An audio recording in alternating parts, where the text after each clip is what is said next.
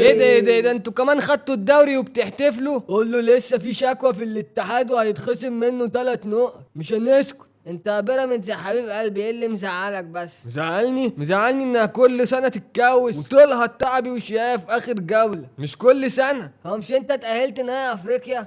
فرصتك تركز في الماتش وتاخد البطوله، انت تاخد افريقيا وانا اخد الدوري. قول له كنت عايز اخد الاتنين. كنت عايز اخد الاتنين. صاحب بالين كداب يا صاحبي، بطولة افريقيا الاهم. قول له الدوري اهم. يعني انا اقول لك خد الدوري واطلع العب مكانك نهائي افريقيا؟ لا شفت بقى، انا اخد الدوري وانت خد افريقيا. طب وانا اخد ايه؟ ماشي يا اخويا؟ ماشي يا صاحبي، يلا في رعاية الله. وزعتوها على بعضكم كل واحد ياخد بطولة يعني؟ طب ما انا عايز اخد.